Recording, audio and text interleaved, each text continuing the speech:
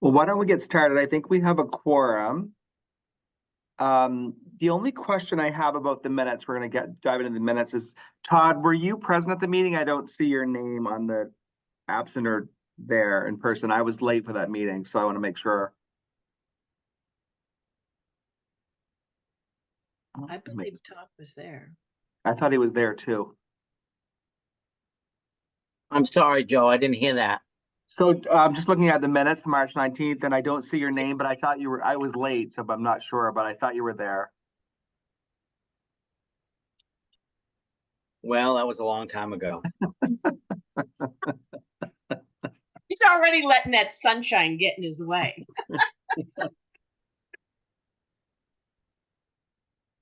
Okay, well, I just won't touch the document since I wasn't there, but can I get, is there any questions about the minutes? I'm getting the motion backwards, but so can I get a motion to approve the March 19th committee meeting minutes? So move. Second, It's seconded. Pat. Okay. Haley, Sorry, what are we voting on? Are we approving minutes? yeah, the minutes, March 19th minutes. Right. Liz Blackwell Moore, Yes. Todd Brackett, I'll abstain. Joe Everett, Yes, Pat Kimball, Yes. Bruce Nauden, not here. Miles Olet, Gordon Smith, Yes.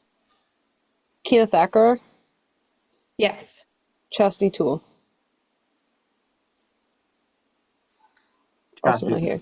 So that's 5, so it carries. thank you, everyone. Thank you, Haley. Okay, well, let's dive right in. I'm going to turn it over to Courtney and Mary, and I think Mary just had you to step away, but Courtney, you could take it away to continue the March 19th work. Yeah, thank you so much. I believe Mary's gonna be right back. Could I have sharing permission, Haley?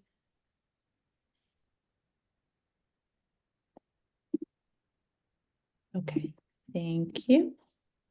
Great. I'm gonna share my screen. Just as a small caveat, if you are following along in the original document that I sent out last week with the question numbers, some of those questions have been kind of reconfigured, so it might be challenging for you to follow along on that document. But I have just dropped a link in the chat for you if you want to follow along on the PowerPoint that I'm working on. And now I'm going to share screen. Great. So just as a reminder, this is a process that the grant committee is going through to discuss the grant application process. We agreed as a committee last time, 2 weeks ago, that we would review these questions and provide a recommendation to the full council at the April 11th, 2024 meeting. So what are we doing today? The hope, and I have been working directly with Mary over the last couple of days to update this PowerPoint and the questions. So the hope is that today we will review the decisions that we made last time, as well as I'll provide a little bit of time for reconsideration of those decisions in case anyone has had new thoughts or wants to rediscuss those decisions. Then also during this time, we're going to try to talk about priorities for the Maine Recovery Council's first grant/pillar application, as well as the amount of funding that will be available for these grant/pillar applications. Primarily, we'll be talking today about treatment, recovery, harm reduction, and maybe innovation.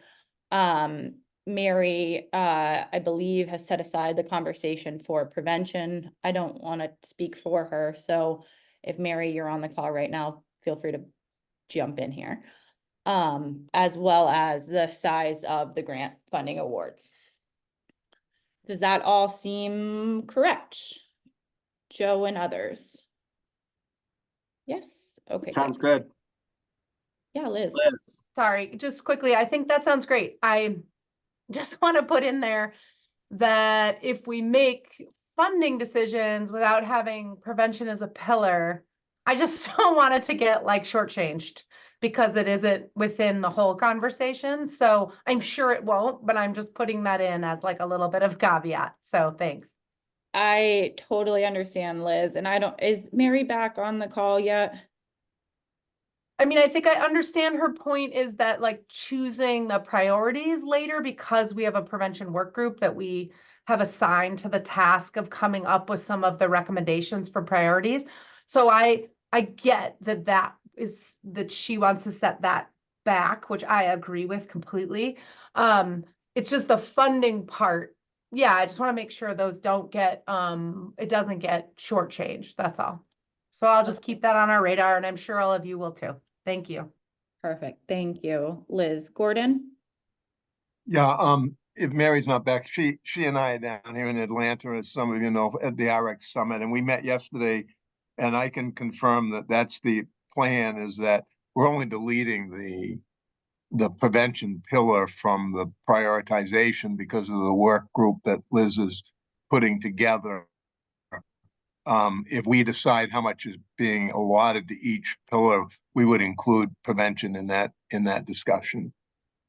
Thank you so much for the clarity, Gordon and Liz. I appreciate that. I was not part of those conversations, so I did not want to fill in the blanks there without understanding what was happening. Great. Anything else before we move on to the discussion of the decisions that we've made, that this committee recommended last time? No. Great. So just as a review, I'm going to review the decisions. What is the best process here? I think I'm gonna review the decisions one at a time, and if anybody wants to reconsider those decisions, I just ask you to raise your hand. If I don't get any hands raised, I'm gonna consider them no discussion needed.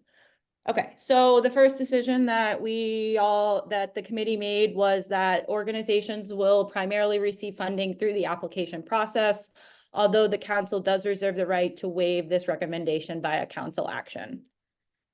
Any discussion?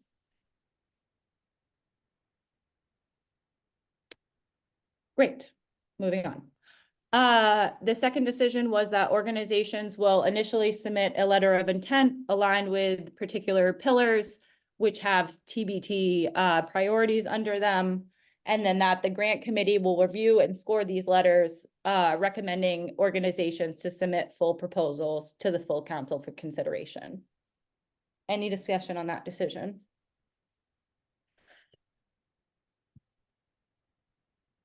Okay, great. One thing that wasn't discussed that I was hoping to get clarity from this committee was after the organizations have submitted full proposals, is the intention of this committee to also have a scoring process of the full proposals? That is a question. The answers are either yes or no or some other answer. Do you want to discuss that now or put it on the agenda for today later? I think it could be a simple answer. I'm going to open it for discussion. So do you have discussion on it, Gordon? Yeah, Okay. I don't see how we cannot do that. You know, the letters of intent would be quite different than the specific proposals. That proposals would presumably have also a budget attached to them. So, I mean, I think we have to, now the scoring systems might be different. You know, the letters of intent might be pass, fail, and the proposals might have to be competitively scored. But I think they have to be scored and graded in some way, because many of them would have to be competitive. We would not have enough funds to simply fund every application that we had. So Thank all I you, have to offer. Pat. I'm just going to just sort of agree with Gordon. I don't know how you can not score them. Again, there are things that we may determine in an innovation fund, or similar, to use the example of Piscataquis County, that we decided to to fund them directly, so that didn't. But if this goes out as a grant, I'm assuming we have to have a fair process of scoring it. So that was my thoughts. Thanks, Pat. Is there anyone that thinks differently than Gordon and Pat have just expressed? I don't think differently, but I have a quick point of clarification. Are the letters of intent to gather information about prospective grantees and what types of programs they intend to apply for under the priorities? Or is it for the council to distinguish how many applicants it's going to actually consider? Because I think when that goes out, being really clear around eligibility, and if someone does not, let's say, submit a letter of intent, are they still eligible to apply for a grant? Would be something I'd want to know before we do that. I'm hoping that I'm not I think I'm speaking for the council, and I'm open to reflections on this, but my understanding is that the conversation was that it would be step one in an application process. And therefore, if someone didn't submit a letter of intent, they wouldn't be eligible for step two, which is being invited to a full proposal. So Mary, to answer your question, I think it's the first one you discussed. It's a, what are you going to apply for letter? And then from that, they are invited to fully apply if past the first round. Is that the intention of the committee? Yes, with the caveat that people know in advance, if you do not submit a letter of intent, you have disqualified yourself from applying when the grants are due, as long as that's made public and clear to people. But I totally agree with that. Again, it is our way of, for Mary, for me, it's our way of knowing how many applications are going to apply and what kind of are applying for us. It gives us an idea on money and workload. And it is, Pat, for clarity, it's also a weeding out process. Is that your intention? If something is inappropriate, it would weed it out, yeah. Which would prevent us from having to score it. So if something is, again, not within the mission, not within, again, that'll be a little tricky. But again, if something comes in that's not in the mission, it would weed it out. Okay, I think I understand. Pat, sorry, Todd. I probably should have asked this question earlier, but are we talking about a single application process? Well, that is one of the things that we'll need to discuss today. On the last grant committee, we discussed 5 different applications process. All right, I didn't want to get ahead of myself, sorry.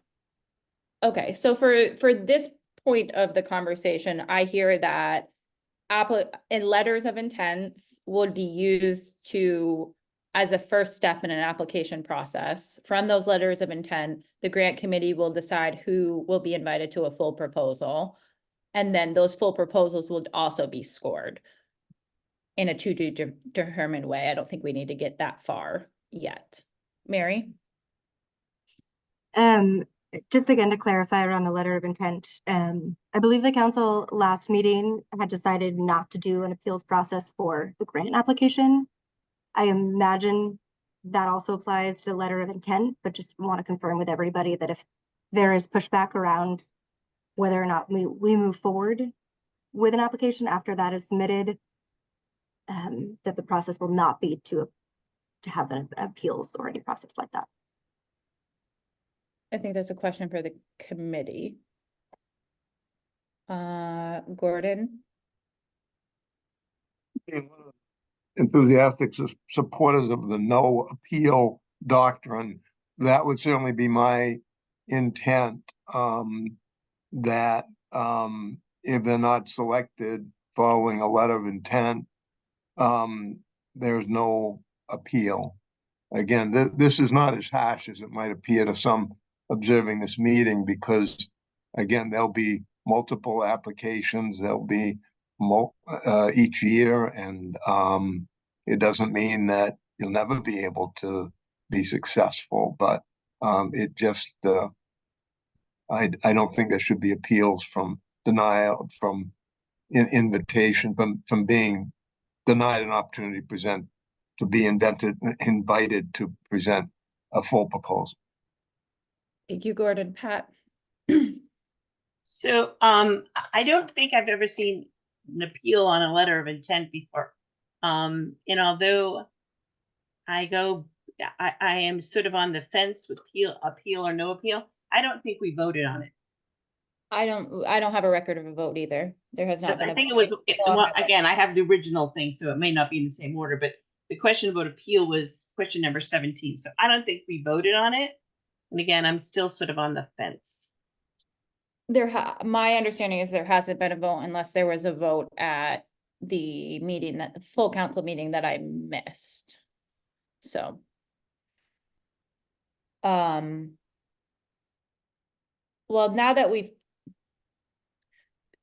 would it be fair to say that we have a unanimous understanding of the scoring process? Do you want a full vote on that? So I can set that aside. And then I'll take up. Are you excluding the appeal question? I'm excluding the Right. appeal question at this time. I want to finish the conversation on scoring and then I'll bring forward the conversation on appeal because we just opened a can of worms. Okay, thank you. Sounds good.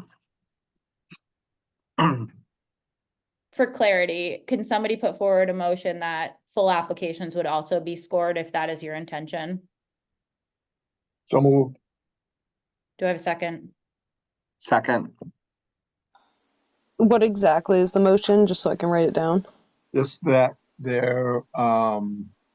that in addition to scoring the letters of intent, that the full proposals submitted by invitation following the letter of intent, that those will also be scored. Okay. Liz Blackwell Moore? Yes, sorry. Todd Brackett? Yes. Joe Everett? yes. Pat Kimball? Yes. Bruce Nodden? Still not with us. Miles Lillette? Miles Um, is in the wait room. Oh, okay. Gordon Smith? Yes. Keenan Thacker? Yes. Chastity Toole? Also not here. Chastity's not going to be here today, sorry. Oh, no, actually, I knew that. Now that I think about it. So that's 6. It carries. And Mal should be joining us. Okay, great. Since the appeals can was opened, I do think that we should address it. So there's 2 questions on the table. 1, is there an appeal process at the letter of intent stage? And 2, is there appeal process at the final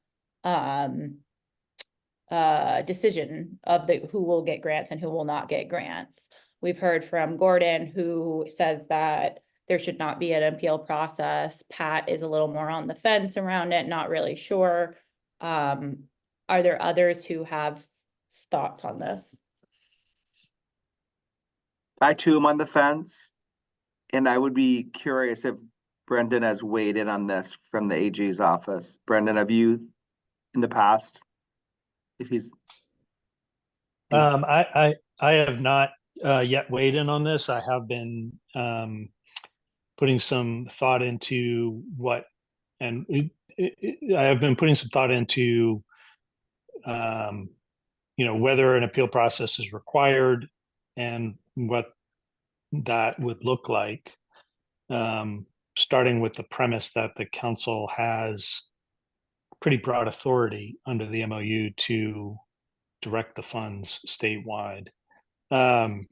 So I would be, I'd like to hear the outcome of this group's, discussion about, its views of an appeal process, because, you all have experience with that, is my understanding.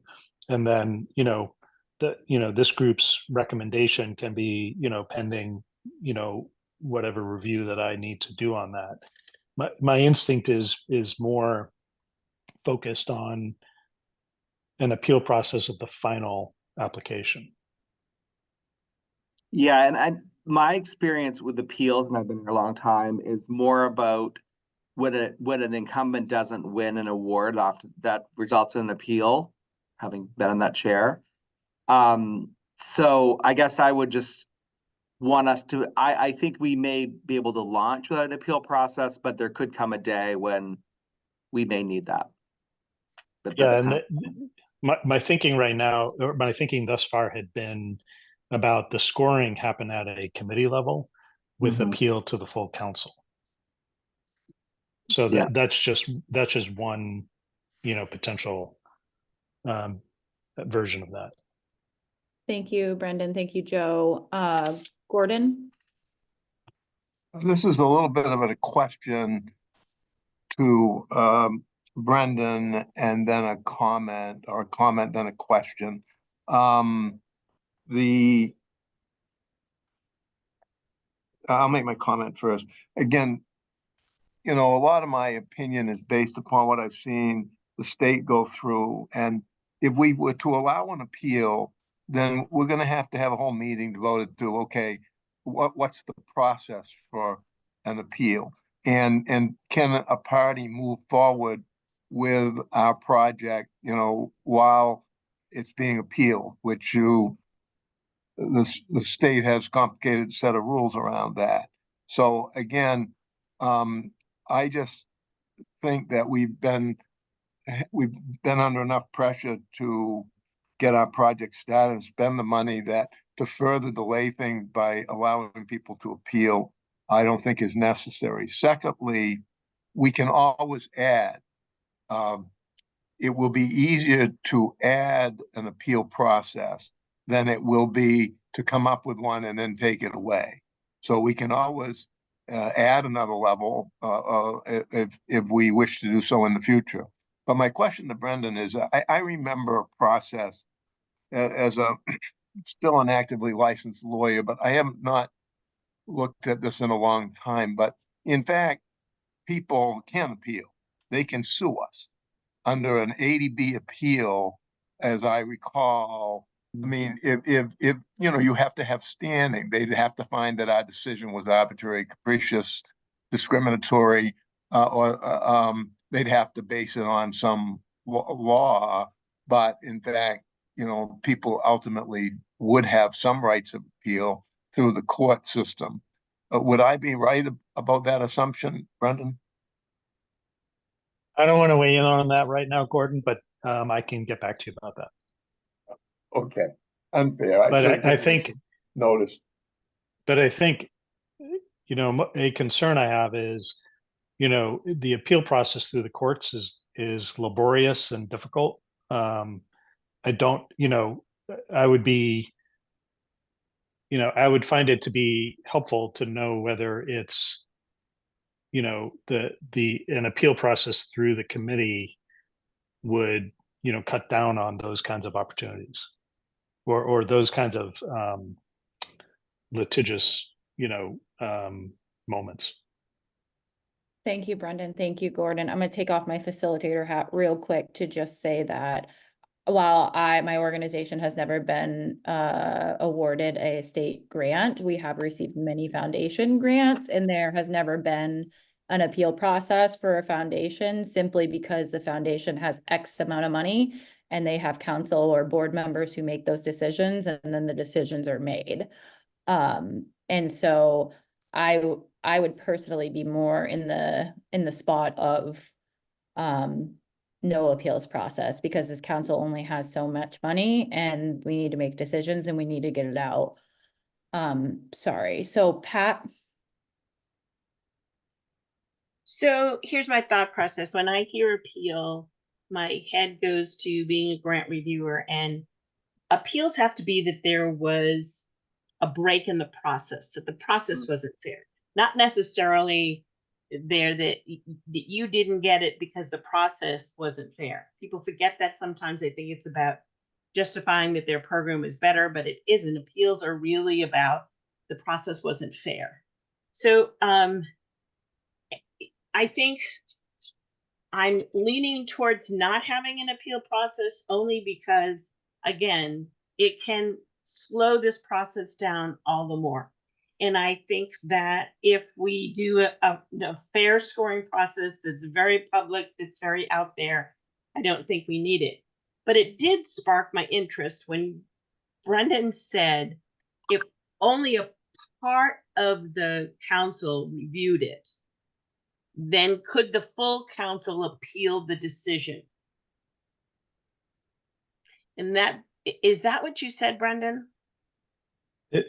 The idea is that, you know, a group, a committee of the council does the scoring, and then the full council would be, you know, could be available for appeal.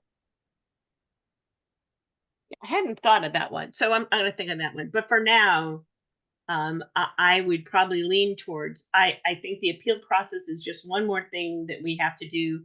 I think if we're looking at this in a fair way and have a fair scoring practice, I am leaning towards no appeal process. And again, I also agree with Gordon in the fact that if we find we need it, we can always add it. But if you add it, it's hard to take it out. Okay, thank you, Pat. I'm hearing you say that you're leaning more towards the no appeals process with the caveat that the council could decide later. I do just want to make sure I have clarity in that. My understanding is that the letters of intent will go to the grants committee and the full then the full proposals will go to the council. Is that everybody else's understanding? I didn't think we'd made that decision as to how the scoring and the decisions would there, Mayor. I didn't think that, I may be wrong, but I didn't think we got to that point yet. Okay, so that changes everything in the bullet before, if that is the case, because it says the grant committee will review and score these letters recommending organizations to submit full proposals to the full council for consideration. Go ahead, Pat. Oh, you're on mute. So that means we made the decision that the scoring will be done by the full committee. That is my understanding.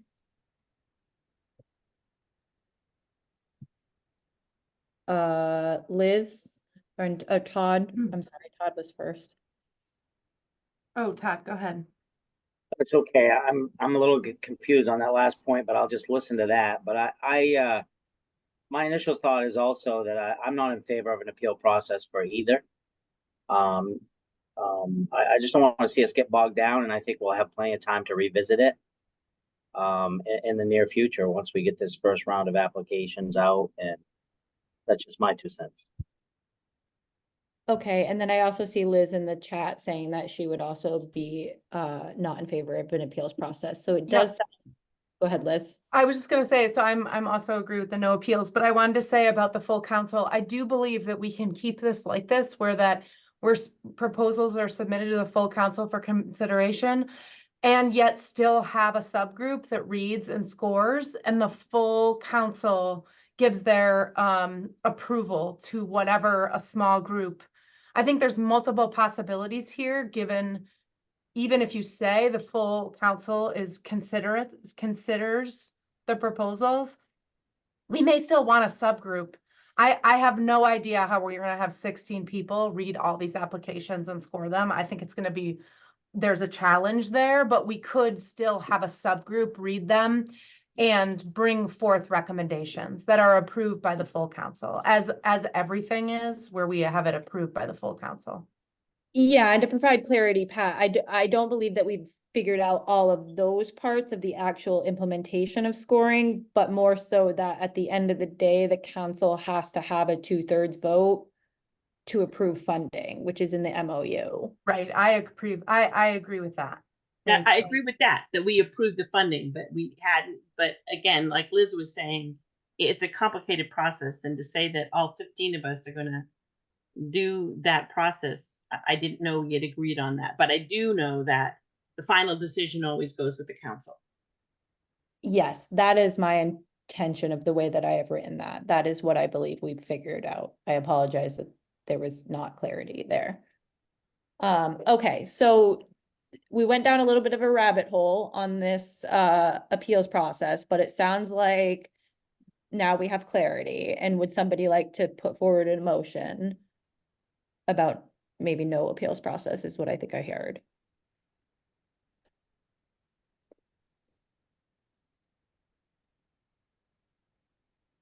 I make a motion that for this round of grants, we do not have an appeal process. Do I have a second? Seconded, Todd was before you, Gordon. sorry. Giving it to Todd. Haley, can you call a roll? Courtney, Yeah. before the roll, can I make a suggested change to the motion? That the motion be that the I forget the wording, but that the motion be that the group recommends that there be no appeal process, pending legal review.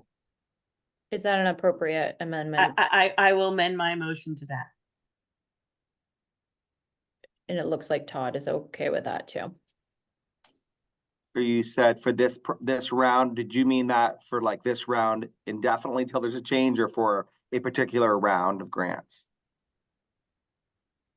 Joe, is that directed at me or? No, Pat, just clarity. It was another further I was just, clarification. I was just doing it for this round, not committing us to anything, just this round. Okay, I just was writing it down too, so. So I believe the motion that I heard was that pending legal review, the committee recommends that for this round of applications, which includes both the letter of intent and the final decision-making process, that there will not be an appeals process.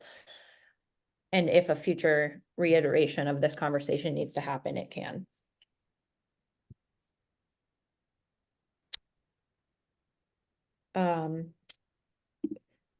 Brendan, are you good with that motion? Okay, great. Haley, can you call a roll? Liz Black, one more. Yes. Todd Brackett, Yes. Joe Everett, Yes, Pat Kimball, Yes. Bruce Nodden, Miles Olet, Yes. Gordon Smith, Yes, Kenneth Thacker, Yes. and Chastity's not here, so that's 7, it carries. Wonderful. Took care of question 17 early in the meeting. Okay, now I'm gonna try to get us back on track. The other decision that we made was that applications will extend to various entities, including almost every version of them, including limited to 501c3s, 501c4, for-profit organizations pending legal confirmation, units of government, including tribal nations, public and private schools, as well as individuals. Does anyone want to reconsider that decision? You can raise your hand.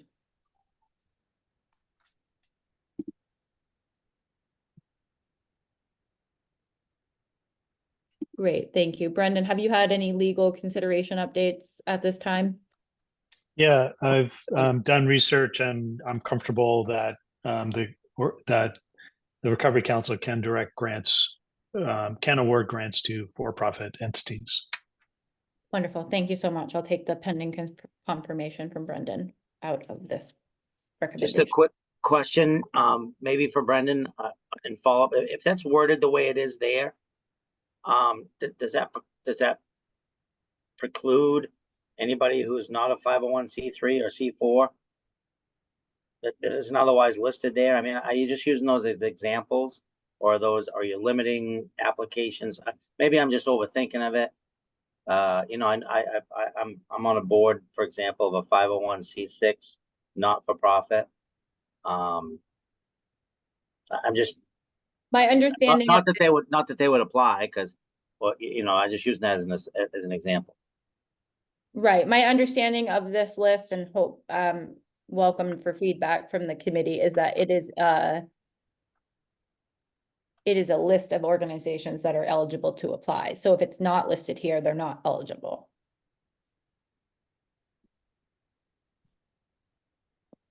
well, I think Todd's right, then, that we should broaden we perhaps don't need to make reference to the tax code and just say nonprofit and for-profit organization. I mean, basically, you would be declaring that any corporation in Maine under any part of the corporation law, for-profit or nonprofit, could potentially be eligible. We can restrict a given application to a given category, but I think this particular provision needs to be very broad. I agree with Gordon and Todd. Okay, so Brendan, I have a different point to make about this same bullet, so I don't okay, need to so hijack this part of the conversation. I appreciate that. So for the purpose of this, we've heard from 3 committee members that I think you all are asking for the 501c3, 501c4 to be transitioned into nonprofit organizations. So it's broadly defined for all versions of not-for-profit organizations. Is that the will of the committee? Again, not to be too specific, I leave it to the attorneys in the room. But nonprofit is not the same as not-for-profit statutorily. I don't think. Todd, do you want me to come back with recommended language? Well, I don't want to overthink it. I think as long as our intent here isn't to be over limiting, as Gordon said, and then we can decide through the application process whether it fits, the letter of intent and application process, whether it fits or not. That's all. And do I understand it that the intent is really any kind of corporate entity in Maine? I believe I hear that as the intent, Brendan. But also including individuals. I mean, individuals may have a sole proprietorship and not be incorporated, and may choose, in fact, put in an application to a recovery residence or something. So, I mean, I think, again, we can narrow these categories at the time of a specific application, but I think for the purposes of general eligibility, it should be any corporation and any individual and municipality, including public and private schools, and certainly the tribal nations. Can I make a recommendation? Please. I'm looking at the language, eligibility for application extends to various entities. I think what I would suggest is deleting the language after the comma that says, I delete including, through the comma after my name. And I would say, including but not limited to. Okay, so including but not limited to list of all the different types of organizations. So you're really only No. adding. No. I would say including but not limited to, and then I would follow that with units of government, public and private schools, and individuals. So I think what I would suggest is various entities probably covers the universe of the kind of, corporate, profit, not-for-profit entities that, is some concern here. We could just say extends to various entities, including but not limited to units of government, public and private schools, and individuals, but not specifically referencing those, corporate entities. We're covering them by saying various entities, and then including but not limited to. Does that make sense? I don't know. Committee? It makes sense, Brendan, but I honestly, I don't agree with it. I think, again, lay people then reading this would wonder about corporations. They wouldn't immediately grasp onto various entities. So I think it would be more understandable if we simply reference corporations, perhaps. Don't need to deal with for-profit, nonprofit, tax status. So I would agree if it could be, units of government, including tribal nations, public, private schools, individuals, and corporations, period.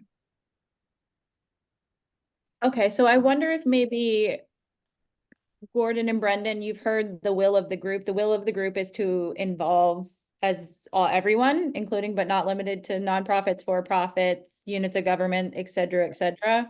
Could you guys work together to figure out how to write that?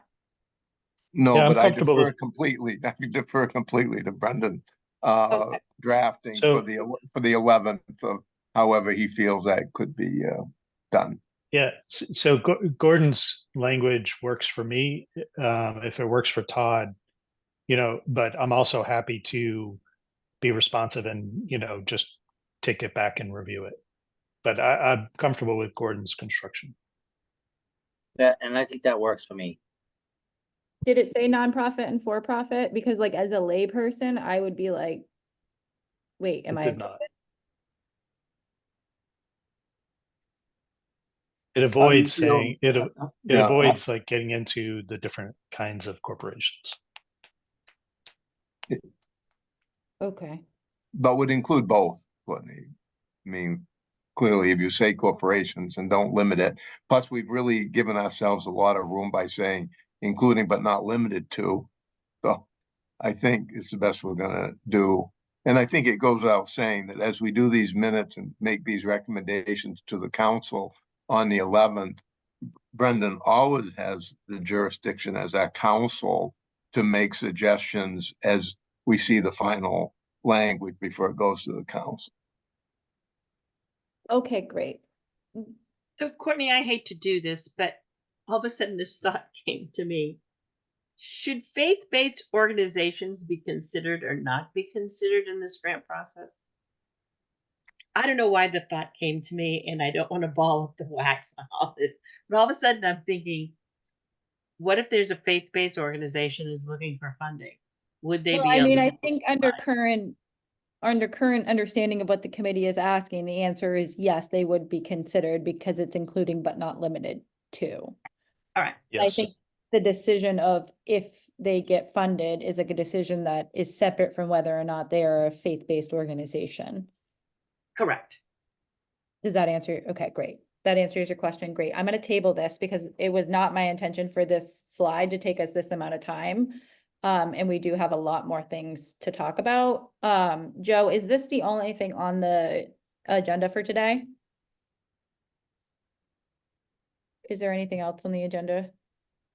Mayor and whatever, if Mary has additional items, but I think you guys have collaborated, so I think between you and Mary, it's your meeting. Okay, great. Brendan, are you still trying to talk or? is your hand just Yes, up? but I'm happy to hold off if you're gonna put the rest of this provision to the side for now. I think the rest of this provision is to the side for now, and we have a will of a group. Brendan, if you could bring something to the full council meeting that, Well, I'm just before we have the will of the group, I want to address something. So I just want to know whether to hold off addressing it now or whether this is going to be discussed again in a subsequent meeting. no, I think you can address it now. Sorry, I wasn't clear on what you were asking. All right, well, I'll try to be quick about it. My concern is the reference to individuals, and I want to make clear, I want to remind the council that the funds are meant to be used for abatement purposes, and they're meant to abate the opioid crisis. They're meant to do the things that are described in the exhibits to the MOU. And so to the extent funds are going to be provided to individuals, it's my view that that's fine, so long as those individuals are using the funds to, along the lines of what Gordon talked about, an individual who provides, opioid abatement, services or things like that. But that's different from compensation, which I think is not, I don't think is permissible under the approved uses. So I just want to be clear, to the extent that the group is approving providing funds to individuals, I would want to clarify that it's for for abatement purposes as described in the approved uses to the MOU. I have a question. Courtney, can I ask Brendan a question? Yep. Without raising my hand. I think I agree, Brendan, but have you decided then that, because I'm not sure about what some states and counties and municipalities may have tried to do this. You would take the position then that the council would not, for instance, say that anybody who had lost a child to a fatal overdose over the past 10 years should receive $2,000 in compensation to cover their funeral expenses. Have you determined that that would not be permissible under the mitigation document? Yes.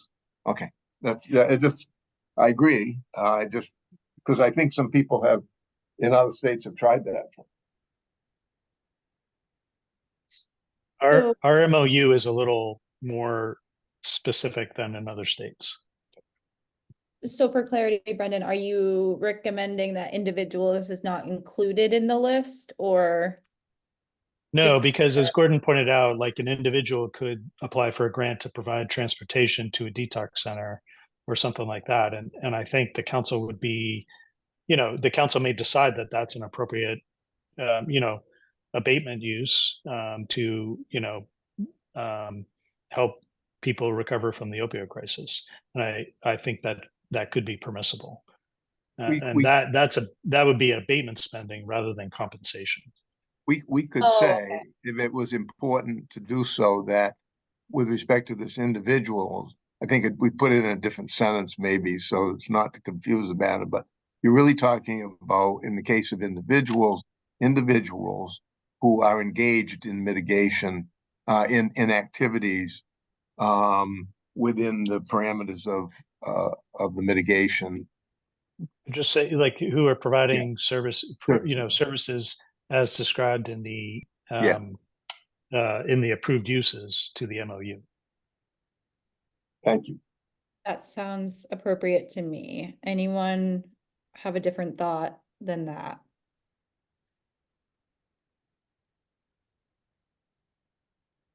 Okay, Brendan, does that answer your question? It does, but now I have to leave the Zoom and I'll try to rejoin. I'm just not sure if I'll be able to. Okay, Thanks. thanks. Okay, the last thing that we decided, and I know Mary has some comments on this, was that we decided that there would be 5 distinct application processes. As in there would be one for each pillar of the pillar of recovery support, prevention, treatment, recovery, and harm reduction, as well as one that we've called innovation. And that applications would be launched sequentially, which means that we would put out one application now, finish that application, do the next one, finish that one, et cetera, et cetera. So that was the decision of the committee last time, but does anyone want to reconsider that decision? And I'm gonna defer to Mary before I go to committee members, because I know Mary has some considerations for the council on this. Yeah, thank you, Corey.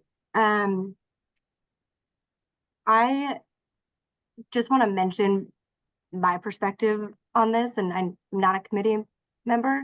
But from talking to other states, and this conference has been incredibly insightful and useful and really getting down to the nitty-gritty of this.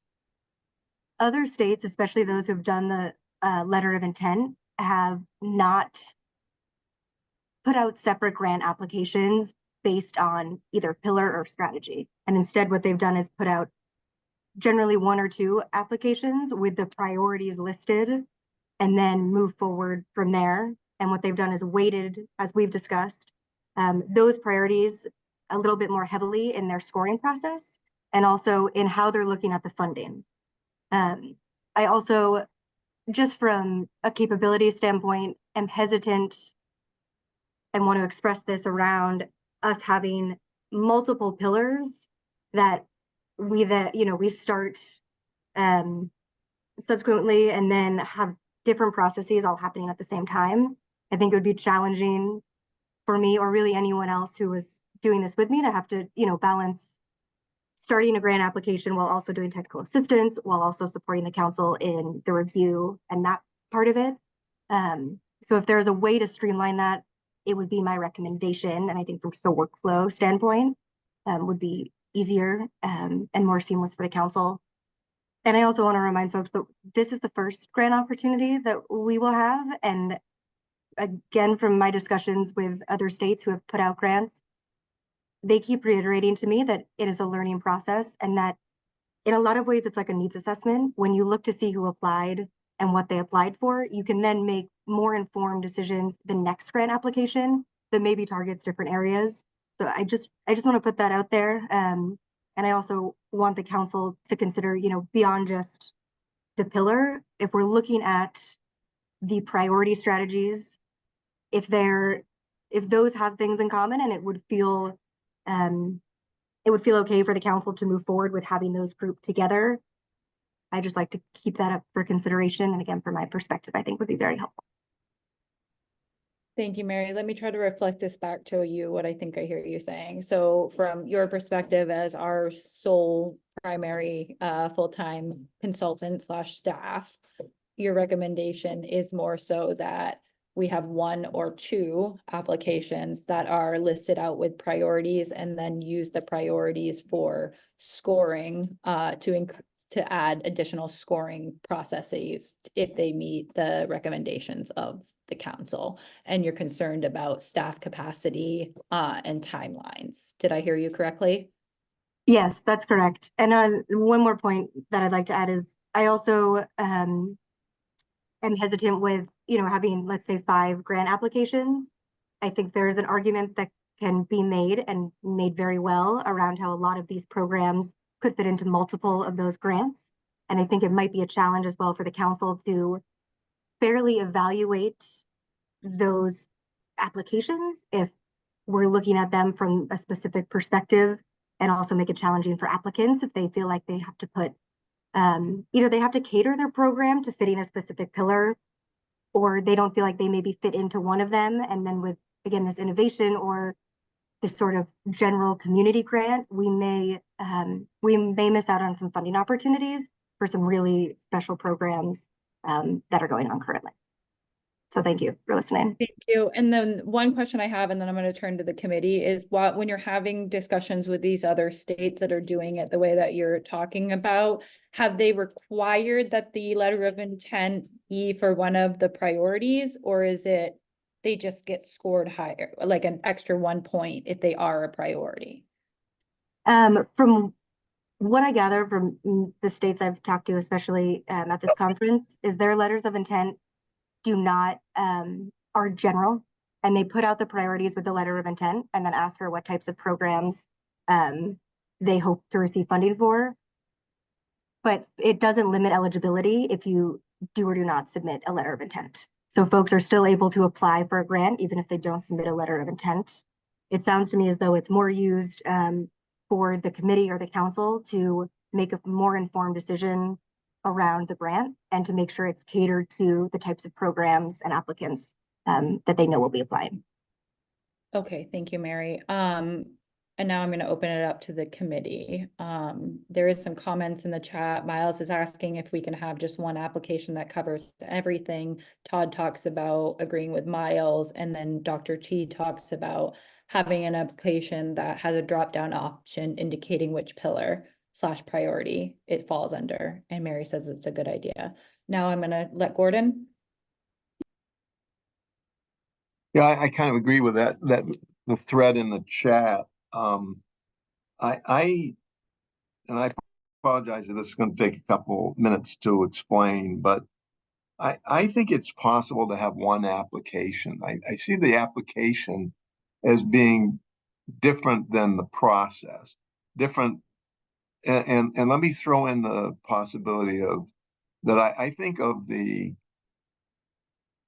process as being an announcement, for instance, that the application should be, your contact information, how you're structured legally, your corporation status, maybe when you were founded, things that you do, the mission of the organization.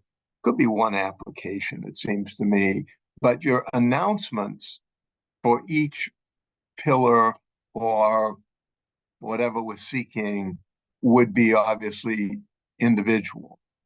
And it still sounds a little complicated to me because you'd have an application, a statement of intent, an announcement. You know, the announcement is simply putting out the invitation that you're now willing to accept. You'd like to see applications or statements of intent to do generally responsive to treatment, increasing treatment options for substance use disorder in the state of Maine. So again, I think the concept of an announcement has helped me understand how we might do this. And then I feel very strongly that we shouldn't do this sequentially if it's going to result in the last pillar us not spending any money for a year, which I know was discussed at the last meeting, which woke me up, I think. I just can't imagine that, because if we make the decision soon that, well, we've got X million dollars in each of these pillars, how are people going to feel if we don't touch that last pillar until we've been through the other 4 pillars? We don't have to do it that way. We're all going to have a lot of scoring to do. We're all going to have a lot of work to do. But I don't think that one complete cycle, one complete pillar needs to be done before we start working on the second pillar. Thank you, Gordon. Todd?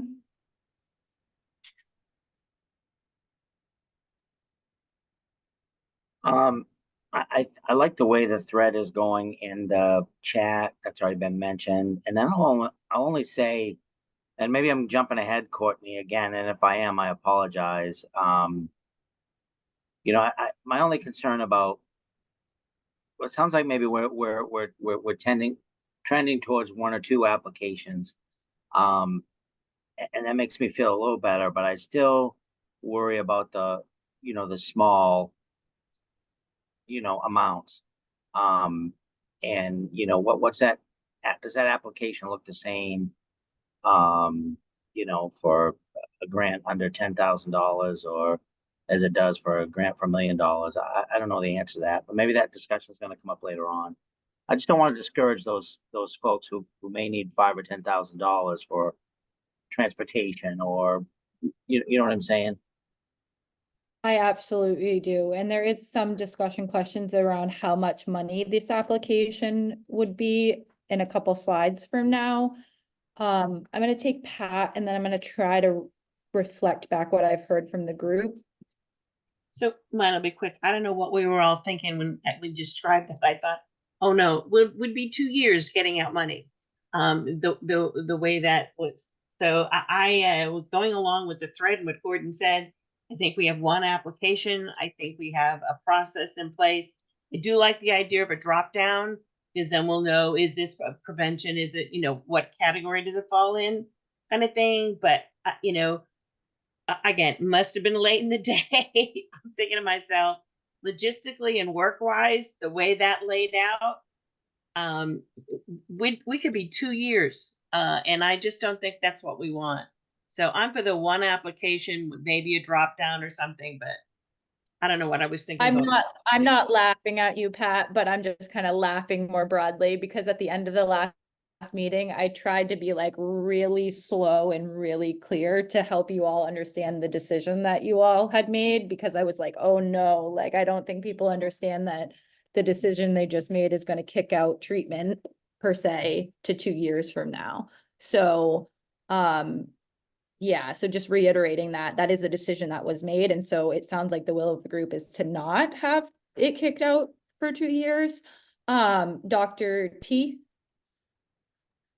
Oh yeah, thanks, Courtney. Yeah, I was just going to say, I mean, I think that keeping it simple is better. And I don't know like what program or platform we're planning to use for the application, but there's, ways obviously to do skip patterns. So I hear, Todd, when you were saying we really want like small grants to, or, smaller organizations to be able to apply as well. Like we could, potentially just do drop downs and with less questions or something like that. I do think there's ways we can basically make the application work for everyone, I think. Yeah, so Mary, go ahead and I'm gonna try to reflect. Can you guys hear me? Yes, I just want to mention quickly one, I appreciate the conversation that everyone's having, and from a workflow and timeline perspective, also feel like we're in a really good place to build off of one general application. And Kina, I really like the idea of having the drop down so that it can be customized, while also us only having to put out one grant or one platform. And when Ella and I had worked on the original grant, that was what we had kept in mind. So I just want to give Ella credit for keeping that all in mind when we made that, to make this next process very easier. Absolutely. And Ella, do you have anything you want to add to this conversation? No, not at the moment. Thank you. Okay, thank you. So two things. One, I just want to remind the committee that we do have the Qualtrics program, which is what we ran the survey through, and Qualtrics does have the ability to create skip patterns, like you're requesting or talking about in this conversation. I believe it also has the ability to accept files. I would have to double check that. So the council does have a platform that you already own that could be used for that type of application process. The second thing I want to say, maybe I'm providing a suggestion about what I think I hear. So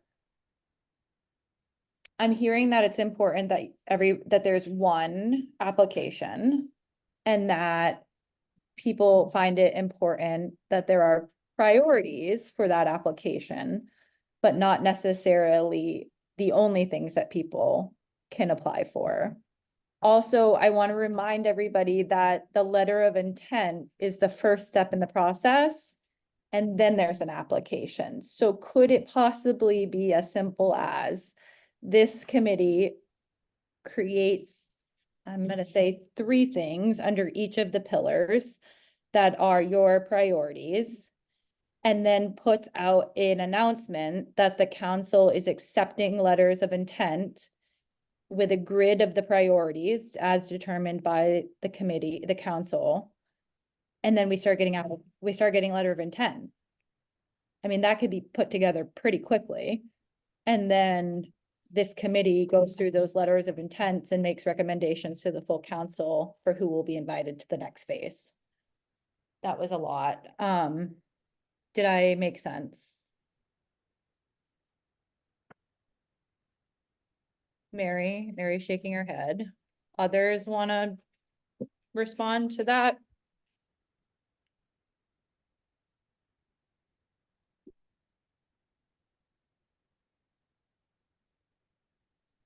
Sorry, I just have a technical question. So would the application be public before the letters of intent are sent out, or would the priorities just be revealed? My recommendation is that the priorities are revealed, and we get 1-page letters from organizations that say, I want to do, my name is blah, blah, blah. I'm the executive director of blah, blah, blah, and I am applying for X amount of funding to do this thing. And then from there, the committee decides who gets past that step to the full application. Okay, thank you.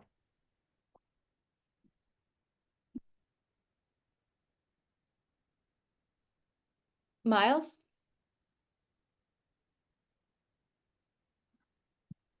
I like it. That sounds kind of simple and sounds like a good process. Anyone else?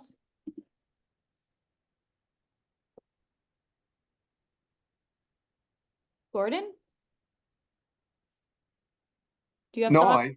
no, I'm good. My hand isn't up, is it? No, but I feel like you always have thoughts, so I was looking for your reflections on it. No, I'm good. I like the direction things are moving. It's fine. Okay, so is that the process we want to adopt? Is there a motion? Could you just summarize Yep, I'll try what again. you'd like to have in this motion? So the idea is that this committee in a moment is going to figure out 3 priorities under each pillar. And then Mary and staff is going to make a grid of that. And from there, we're going to announce an opportunity for all types of organizations to submit a letter of intent, providing them with our priorities document. And that's step 1. I mean, that's really the step 1. And then we accept letters of intents from them.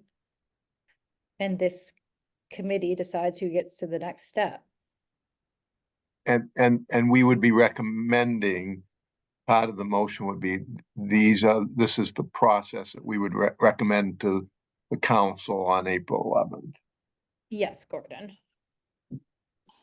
Do we need to have Liz's original motion amended when you guys voted to do 5 applications? I don't know. That's a you question. Probably, Haley. I have no idea. I think that's a little too technical, Haley. I wouldn't think we would need to do that. It would be clear that in follow-up to the discussion we've had today, that we are we're refining our discussion from the last meeting, which may well result in recommendations that differ from the previous meeting's decisions. Okay. Okay, Pat? So are you saying in this letter of intent, the priorities would be there and I can apply within a priority, but say I don't think my request is in there, I can still apply? That is Or what I only can apply for the priorities? I think I heard that there would be a priorities list and that people could be outside of that, but the priorities would score higher. Correct. Right, so yes, they could apply for both. They don't have to apply for priorities. They could, and it would score better, but they don't have to.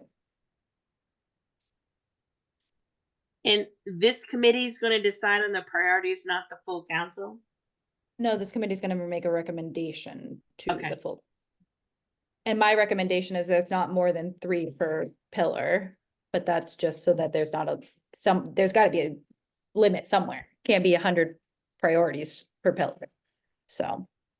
Can I, Courtney, could I try this out with one of the pillars and give you an example? Because there's a little part of me that got a reservation about the open-endedness once you get outside the 3 priorities. Could I take just a second and lay that out for you? In the pillar of, for instance, which is almost the simplest one to understand, recovery support. So let's say that the 3 priorities might be recovery community centers, recovery residences in rural counties that have few or none, and recovery coaches. So those are, say, for purposes of discussion, those are the 3 priorities. And you put that out there, and then people can file their letter of intent.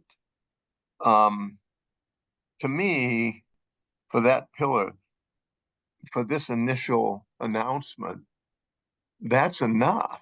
And I worry that if you say these will receive extra points in the scoring because these are the 3 priorities, but you can send in anything that you want that you think supports people in recovery. We might get 100 applications that have nothing to do with those 3 priorities. I just worry about our bandwidth in fairly treating all those applicants. Why couldn't we? What's wrong with limiting the applications initially to the priority areas? I'm facilitating this conversation. I'm not trying to imply that I think that you should do one thing or the other. I think that's a decision for the committee. Well, I propose my question again, because I really not trying to be argumentative about anything. I'm just wondering what's wrong with limiting our initial announcements to the three priorities. We'll have plenty of applications, you know, for the three priorities in the five pillars. Why are we inviting? Well, and think about this. The people who don't have something that's really interesting and innovative that doesn't fit into one of the primary pillars, remember they've got the innovation pillar and can send in about anything that's within the mitigation document. Okay, so your recommendation is that there would be a letter of intent and that the council put together a list of priorities and that the applications be limited, the letters of intent be limited to those three priorities under each pillar. But only the four primary pillars. The fifth pillar would be anything goes, as long as it's within the parameters of the mitigation document attached to the MOU. Great. Okay, my suggestion has kind of been edited to Gordon's suggestion. Liz, do you have something to add? Oh, you're on mute. Sorry. I want to agree with Gordon. I think it should be limited to our priorities. And I think if we could perhaps come up with a little bit of language around innovation, because I think we'll get 1,000 applications within innovation if we don't sort of say just a little bit of what we mean by innovation, Okay, great. unless So we're okay with that. But I Good think idea. the language that we said before was innovation. It means it's open to projects not explicitly named as priorities, but outlined in the MOU document. So all the other things. Is that what folks want, or do you want more specificity?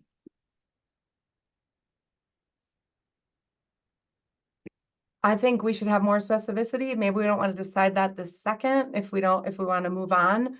I think we're gonna get 1,000 applications and gonna have to work through that, and it's gonna be really trying. And trying to come up with a little bit of structure for what innovation means this first time around. We can shift it later.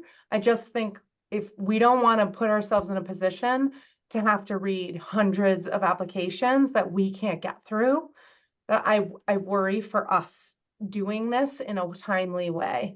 And so if there's ways to just narrow what innovation means to things that, you know, have not typically been funded by the state or by, I don't know how you want to come up with innovation exactly. I might have to do some Google searching on what we might want to say there. But we have lots of time to fund lots of things. Let's get some stuff out the door. If we get too many applications, it's going to take us months and months. Okay, so for right now, what I think I've heard so far from the will of the group is that there will be one application, which starts with a letter of intent with priorities for each pillar provided to applicants with priorities, and that you can only apply for those priorities except for the innovation one, which still needs to be determined. Is that correct? Yeah, I still like the idea that, to me, once we make these recommendations to the council and the council hopefully agrees with them, it really begins with an announcement and the letters of intent are submitted following the announcement. And then we proceed with our process from there. I also agree with Liz on innovation. We're so constrained for, you know, I might normally have suggested, well, let's 2 or 3 of us get together and, you know, come up with something more on the innovation. But honestly, the requirement of giving a 2-week notice for 2 or 3 of us doing that makes that impossible. So I would simply suggest that anybody that's interested kind of try to come up with a definition, something a little, and just, you know, send it to Mary to distribute to the council as we work on this, because I do think agree with Liz. We're gonna need to do a little more on the innovation piece. We've only talked about that for a couple meetings. But yeah, I think you're getting very close, Courtney. Well done to a process that sounds like people feel good about. Thanks, Gordon. Pat? So quickly on the innovation piece, I can get you a definition that the United Way uses on their innovation grant. But while they do their innovation grant it doesn't go with the rest of theirs. So it's set aside. So if something comes up in between the grant process, so their process is a 3-year process. So if some new program or something comes up in between the 3 years that the funding has already been allocated to, they can apply separately in there. And so it's people that actually approach the United Way saying, I've got this new idea. This is, and then it's voted on an impact committee and brought to there. So it's a different, at least that's the way they do it. It's not with the regular grant process. It's done separately. It's the same, basically this, it's just narrowed down. But I can get you the definition and the process they use and get that to everybody. Perfect, great. Would you send it out to the grants committee as well as bring it to the April 11th meeting? And then I also I think I'm gonna table this innovation part because I hear consensus around everything but innovation, and that we're gonna just need a little more time on innovation, and that we can build consensus on the 4 pillars being 1 applications with no more than 3 priorities underneath each, and that people have to write a letter of intent for those things. Is that correct? Great. Can I have a motion on that so we can move forward? On my one slide that I thought was going to take 5 minutes. So move, Courtney. This is Joe. Thanks. Second.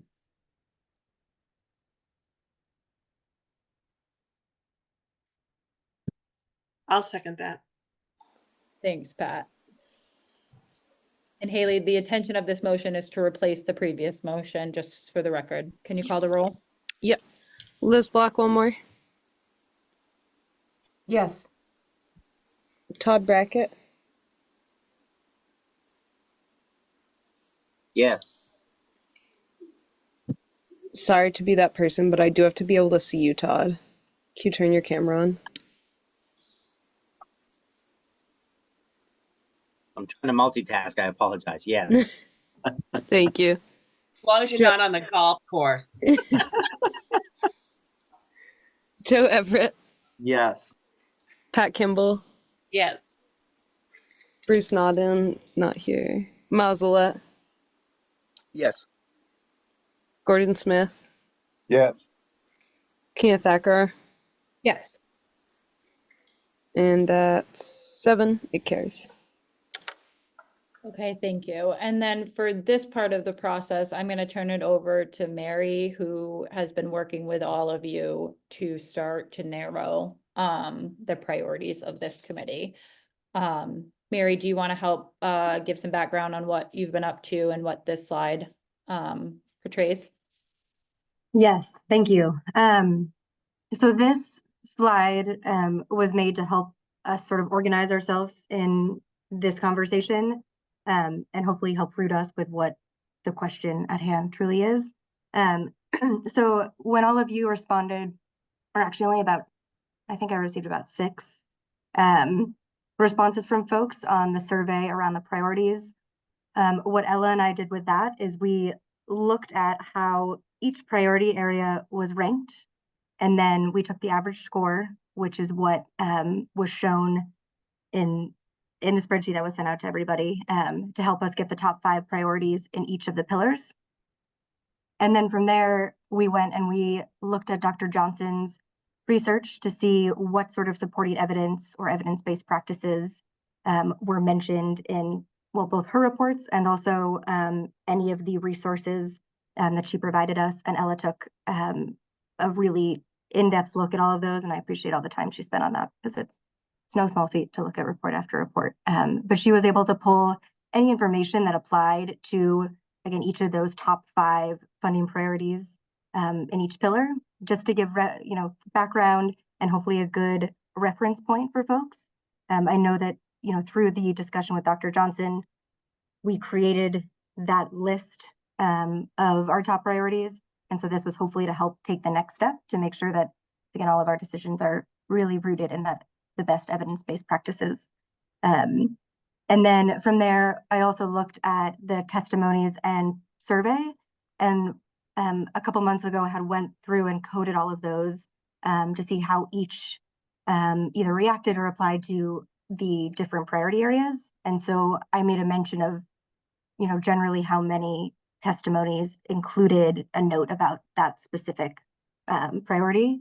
And really that was to hopefully provide more information for you all to gauge where the public interest is and what the community wants to see funded as we go through in this process. And the other thing was if anyone included any notes in their response about the funding priority, you know, whether it be the need for more detail and information or a specific, you know, geographical area where there's a need, anything like that, I also made sure to include, again, just for you all to keep in mind as you make the decision. The priorities that were not in the top 5, just for time's sake, we didn't look into and collect the data for. If it's the will of the council that you'd like more information, I'm more than happy to do that. But just to give a little bit of context around why some cells are not filled out.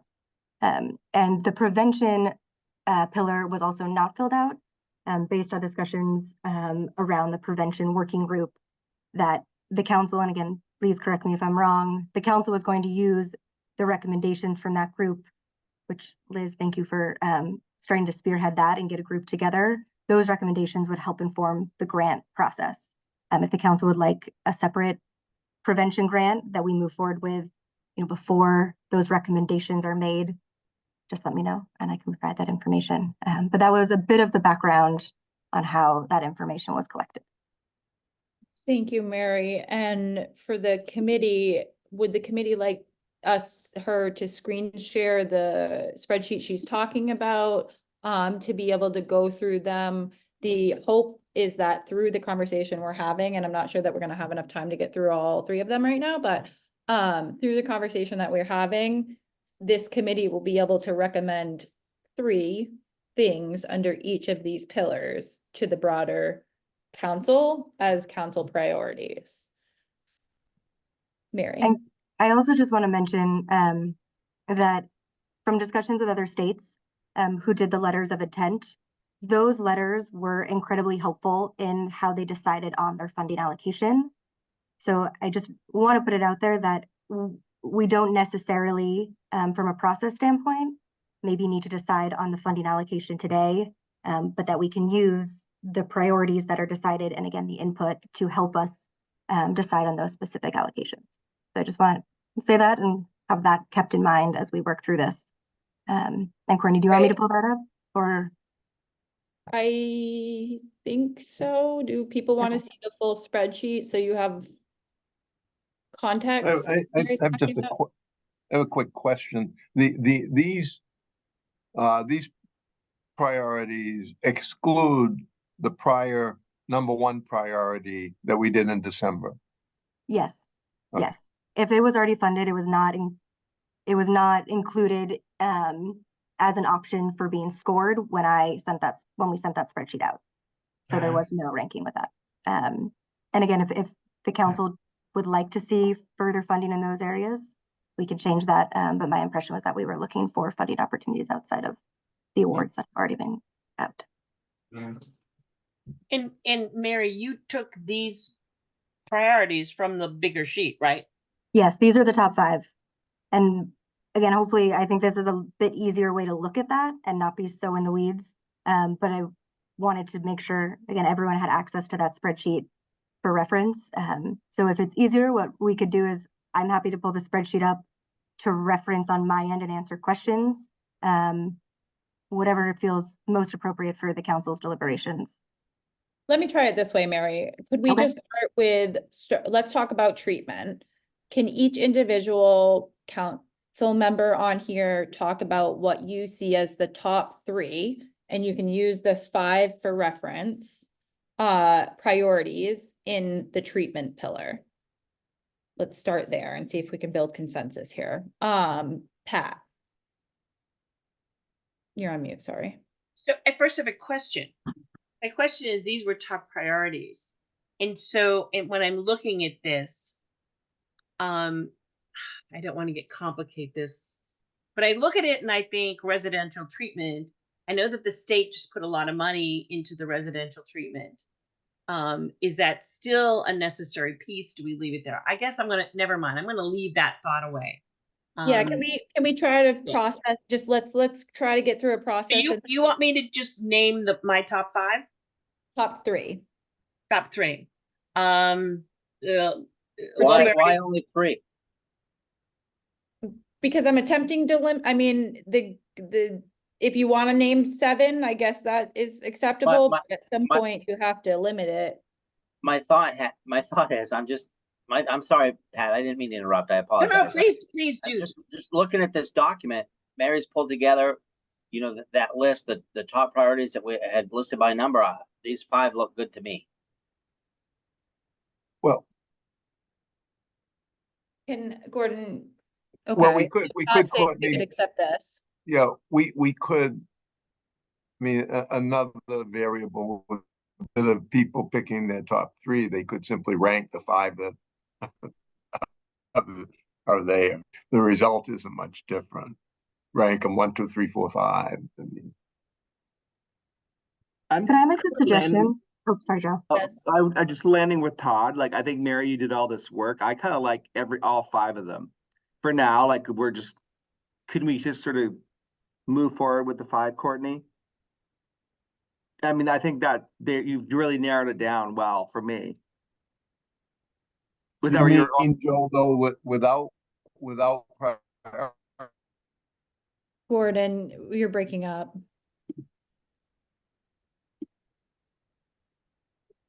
I think Gordon's frozen. The only thing I will say that is very clearly not here is recovery community centers. And yes, we did fund 1 recovery community center, but there are many other recovery community centers that have not received funding nor has had an opportunity. And it was the top priority of the recovery part. That's the only thing I'll add as an ad lib to this. And I don't think that shelters and housing is recovery support. And Mary, did you not include it because we funded the 1? Yes. I agree with Courtney. I think it needs to be added. I agree, Courtney. Thank you for pointing that out. Under the treatment pillar? No, under the recovery support pillar. I also would just say that shelters and housing aren't recovery support. Okay. Important, but they're not recovery support. Well, I'm not sure low barrier shelters are treatment. I But know. we can get into all of that, but we ought to try to we only got 30 minutes left, and I'm nervous that we're not going to get through these. Can I make a suggestion? From, again, looking at this and spending the amount of time that Ella and I have with it, and with the grant application, I wonder if it would be helpful for the council to look at these strategies, 1, maybe independent of pillars. So if we say, let's pick 9, any 9, right?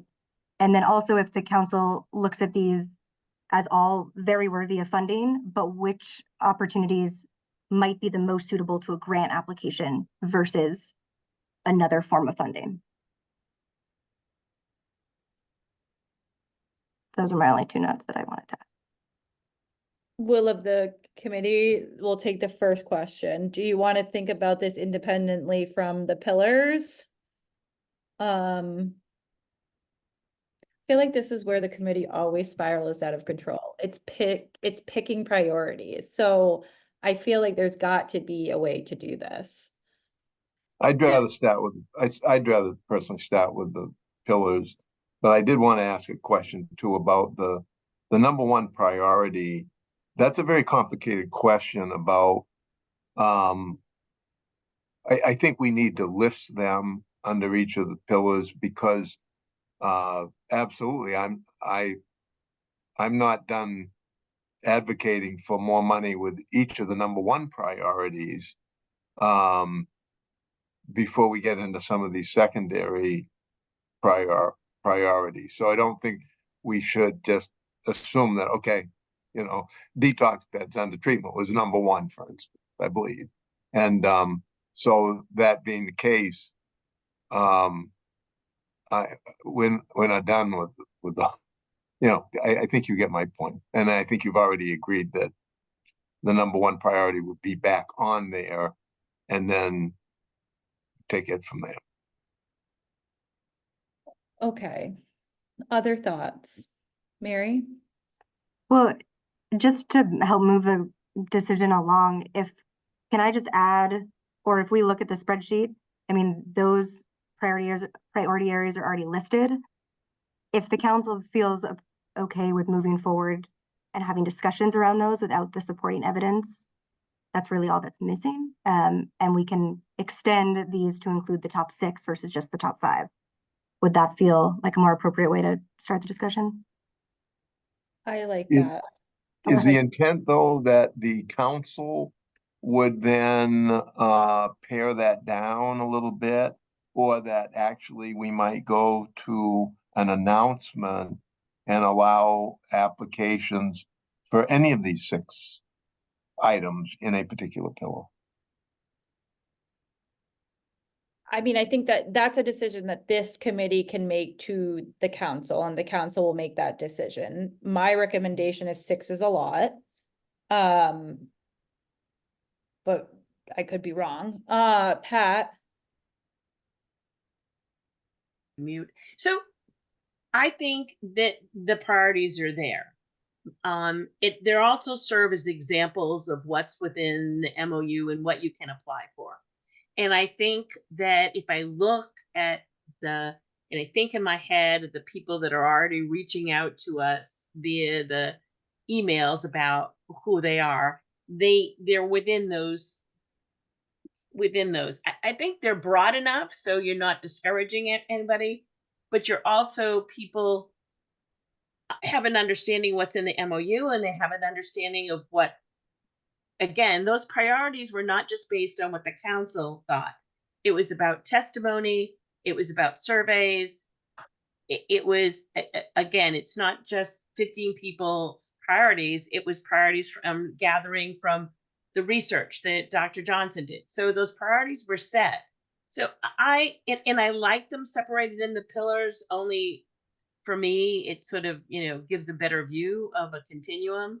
I do think some of the wording on them can be combined and changed a little, but I have a tendency to look at them the way they are and think they're fine, adding the top priorities on that list. Liz? I guess I'm wondering if the full council is going to want to be able to be a part of voting on these priorities. And if so, if we do them in the full council meeting, if there's a way to have the final, what you are building out, Mary, with what's the evidence behind these things, and knowing what the evidence behind these, having that listed so people can have that, as well as all the other knowledge that we've gained from how we chose them, and then have people vote on the top. We come up with top 3 priorities within each one of them, and we vote independently within the pillars. What are the top 3 priorities? So everybody doesn't spread their votes around, right? Last time we did it across all the priorities and we were spreading them all around. So I got to only vote for 2 things in prevention and 1 thing somewhere else. I want to know, what does everybody think the top priority is in treatment, recovery, and harm reduction? And then we have 3. I truly believe 6 is too many. I think we are going to end up with hundreds of applications. And I don't know how many of you have read applications. It is an amazingly arduous process, and it's lovely and wonderful, and there's great ideas. It is really difficult to grade and put numbers, points next to everybody's great ideas. So the more we can narrow now for this first round, I think we are just serving our communities better by being able to get this out more quickly. So I vote for getting us to get to 3 priorities within each pillar and put that out for letters of intent. Thanks, Liz. Just to reflect, I think I heard you say that you want to narrow this list to a list of 3 by individually voting on each priority at the full council level. Did I hear that correctly? Yeah, I would, yes, 3 within each pillar. So 3 priorities in every pillar. The part about the full council was really a question to the group. My sense is that the full council is gonna wanna we're gonna just rehash this with the whole council if we don't do it with everybody. So I'm open, but I guess I'm curious what others think. I think everybody's gonna want to be able to vote on those things, and so why not just do it once within the full council meeting? Gordon agrees with Liz, and I also agree with Liz as a person on this committee that doesn't have a vote. I'm gonna want to have a vote. Yeah, let's not do it twice, please. And also there are things on this list that I wouldn't vote for, so I think like we just do have to like hash it out, and what wins wins, and there needs to be a vote on the record, and that's fine. Like sometimes you win, sometimes you lose. So Miles.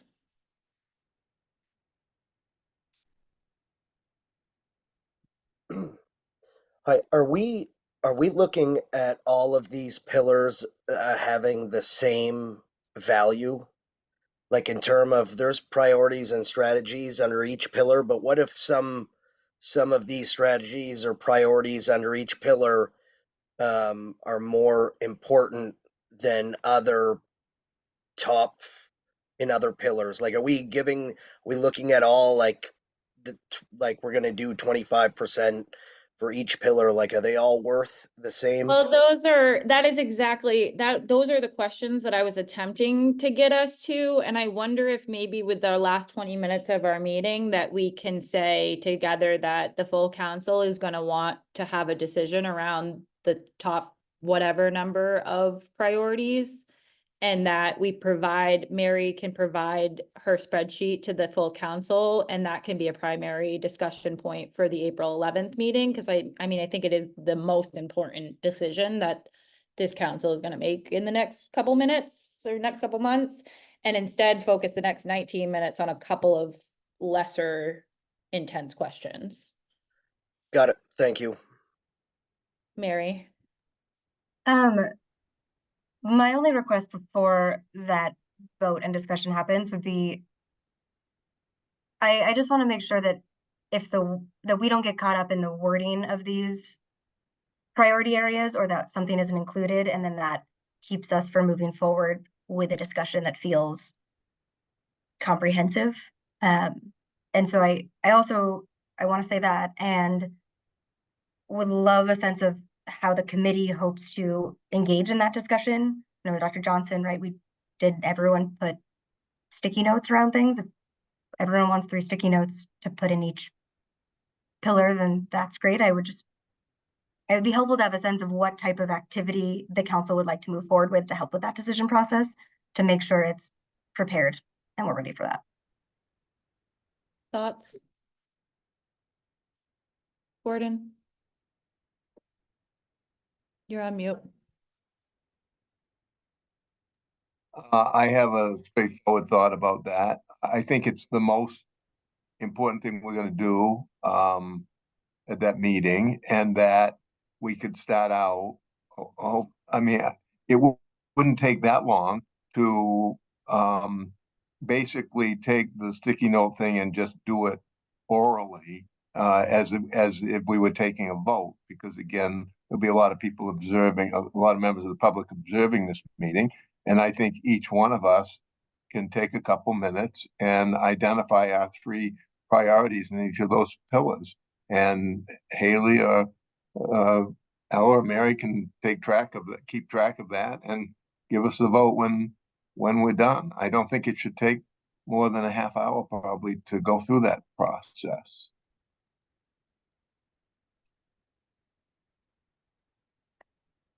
And to confirm, will the priorities be these top 5? Or are we opening it to any more? Well, I think I commented that I think Liz was looking for, I think it should be like three, just at this point in time, because No, there's but so, asking, is the council taking these 5 options that were Oh. in front of us and has to come back with 3? Or is it that they're taking the spreadsheet that Mary made, or is it that they can bring their own 3 top priorities? What are the rules here? well, I would probably have them choose from the list that the people who took the time to complete the spreadsheet have come up with. I don't see anything there, honestly, in the 4 pillars that is some glaring omission. And anyone at the end of the meeting is always free to ask the chair to indulge us with some gap that they think we missed. But I'd be okay with just picking 3 out of the 5 or 6 that are there now. Is that the will of the committee?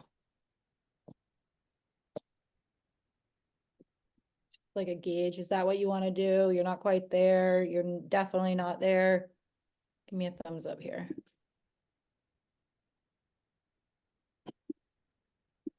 So I'm there. I think that the people sent in the requests. These are your top priorities. You want to take those top priorities, you want to narrow them down to 3, then we do it. But I wouldn't go back to that whole spreadsheet again, but we'll be there for another 2 hours. So I agree that we take this to the meeting. We look at what we have here. Everyone votes, we take the top 3 and that's it. Again, it's not like we have to live with it forever. There'll be another round and we can look at priorities again. But for now, I say go with what's here. Does that also mean, Gordon, I did hear you say that you wanted to put back in the top priority. So like for treatment, it was detox. For recovery support, it was recovery community centers. And for harm reduction, it was syringe service programs. You want those back in the list? Yeah, I think it's very confusing to the public if we don't put them back on the list. And even with an asterisk that those were already identified as the top priority. And we would expect those not to change. Then when we talk about the allocations, I mean, I don't know whether that means that when we put out that announcement for treatment, for instance, whether we prioritize detox, residential, and outpatient treatment all at the same level. I no longer know what it really means to be the top priority. Maybe you get extra points for that. Well, I mean, the committee just decided that the top priorities, the 3 things under these pillars are the only thing that people are going to be able to apply for in this round of funding. Can I didn't agree to that. And that's not what I recall when we went through your first bullet points. I thought that we were going to give priority ranking to those 5 or 3, and you could apply for anything as long as it fit for the MOU. So I'm just a little confused there, Courtney. I'm sorry. No, I'm very confused too, because that's where we were originally. And then I thought the committee just changed their mind. I haven't. No, I think the only thing that happened, Courtney, was that Liz had articulated a theory that it should be 3, and I agreed with her. But there was never any vote or anything on that, I don't think. No, and I agree with Todd. We said the application was open-ended. We said we would say what our priorities were, but people were allowed to apply open-ended. Okay. And Well, I think that's we okay, did give the direction to sort of limit it to those. I mean, this is the unruly process, as Mary has pointed out. So I think that's where we did, I don't think there was a vote, but we did sort of move, and then Liz talked about mostly, I think Liz, not to speak for you, the innovation category, but there is, like for us. So I think that's where we landed, but there was no vote. But people aren't losing. We did move there as I was listening. We lost you, Joe. We lost you there. What did you say again? You just. Oh, I think we did talk about like kind of limiting it to the priority areas is my in lit. Haley, could you read us the last motion? I have to record them from I have to take down the motions from the recording of the video after because I can't keep up with you guys. So I don't have it in front of me. Okay. I don't think we're that far apart, Courtney. I think what I hear people saying is that there still would be value in whether we pick the top three or whether we prioritize five. We would give extra points to those that have a higher priority, but people could still submit an application, a letter of intent uh, for any of them. The only disadvantage of that is what Liz has pointed out, that we're apt to get lots of applications. But we might, even though I hate the idea of sequentially doing things, we might want to do the first announcement by itself and kind of experiment with how many applications, particularly if we're going to be scoring them ourselves, how many letters of intent we get. But I do you not. can almost, yeah. I think we're virtually there, unless people want to argue that there's some of the things on the spreadsheet under those five things that we should not have there at all. Not to, but I don't feel that way. Mary, are you able to reflect back what you've heard? Because I've lost the thread here. I don't know what's going on. I'm also a bit confused. From okay, my understanding is that we are moving forward with one grant application with a drop down or something like that, where individuals can say, here, I'm requesting funding under this pillar, one of our four, or the innovation grant. I'm choosing one of 5 pillars to request funding for.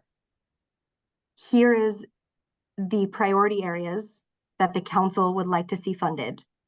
And this is where I have a question mark. Those are the priority areas that I have to apply for, or those are the priority areas that when I look at a scoring rubric, I'm gonna have more weight and a better chance of actually receiving the funds because look, this is what the council is looking to fund at this moment. Does that limit me from applying, even if I don't check that box entirely? My initial impression was that the council said, sure, you can apply. The beauty of having a letter of intent is we can say that's pretty far off and doesn't really follow the MOU. So right now, this funding isn't available to you. Or they can say, please continue to apply. It's not exactly our priority area, but now we have more information when we're putting out these grants and we are creating a rubric and we are trying to have an evaluation process because we have a really good understanding of what type of applications we're going to receive. That's my understanding. Is that the understanding of the committee? That's how I Yeah, was talking about it. I think that- Courtney, what part are you feeling confused about? I'm confused about when you make the list of 3, 5, 7, however many things that are the priorities, is it limited to those things? Or can I apply for something else? So if the priority is recovery, and that's recovery centers, recovery housing, and recovery coaching, can I say that I want to do something other than that and still apply? why don't we have the count? That's a pretty important decision. Why don't we, rather than make a recommendation, why don't we have the council make that decision? I would argue, I'd probably limit the pillars to those 3 and make sure that the top priority is still there as well. But I would remind people that if they have something else in the recovery support area beyond those 3 things, they can also put it in under the innovation pillar. Okay, that was my understanding of what everybody agreed on, but Todd said that was not his understanding.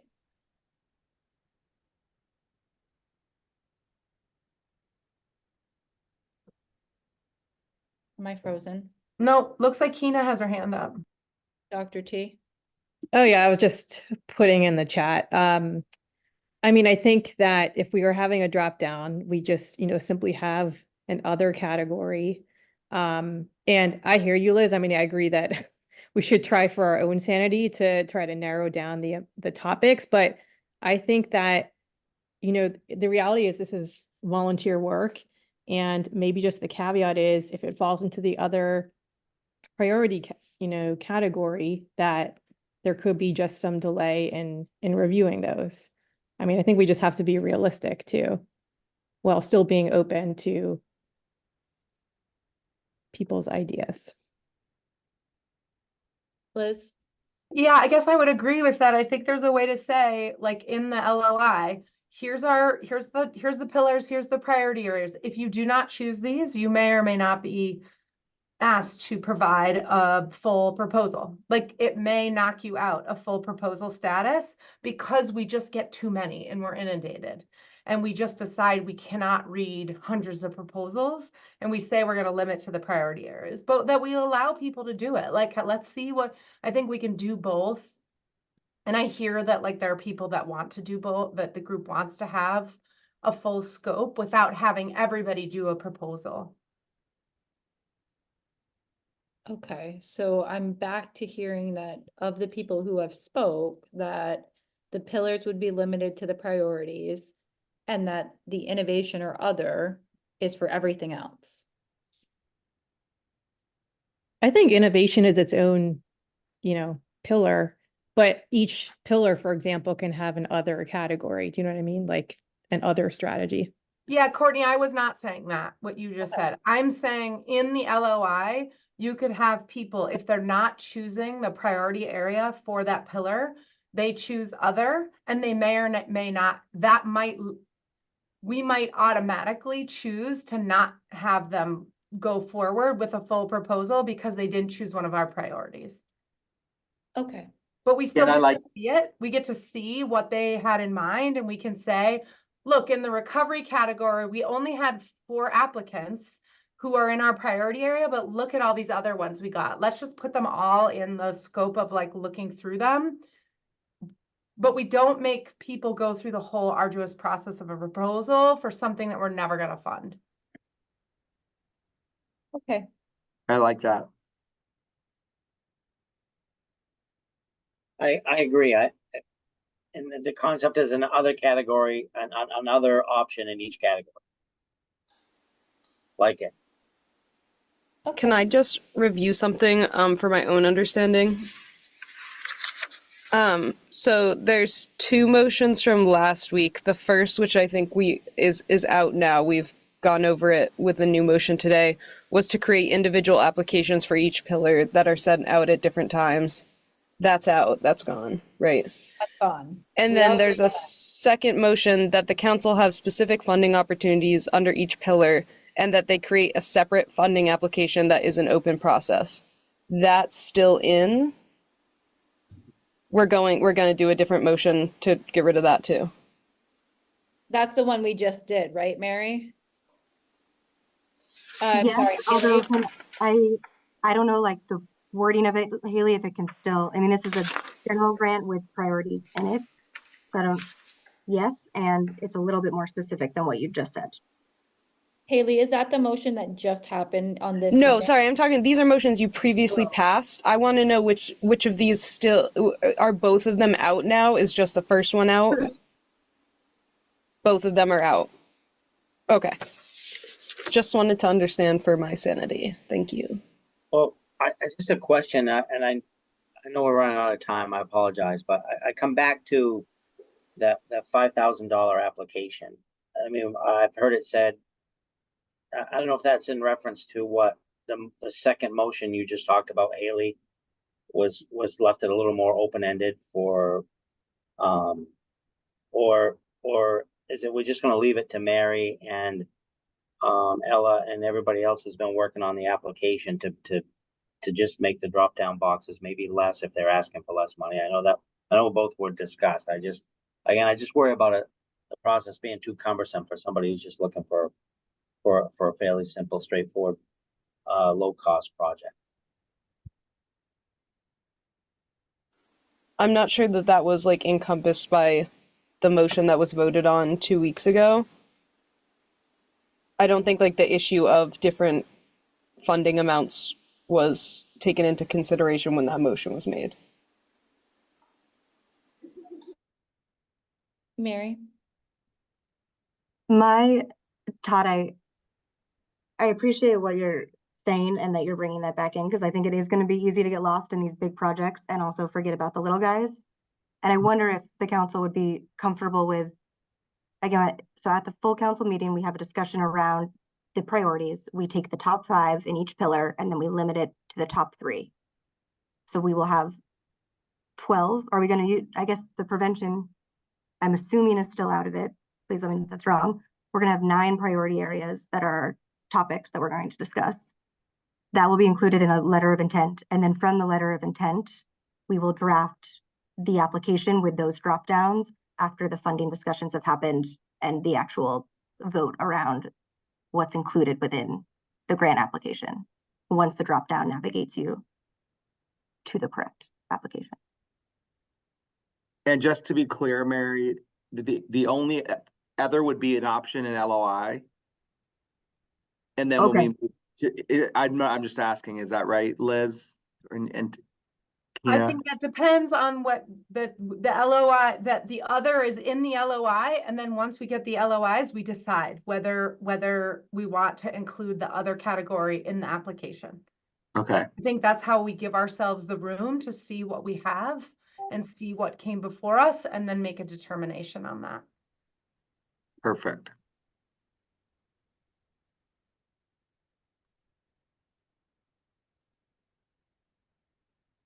So I'm kind of just want to move us to sort of Pat and what is our need for the council meeting next week?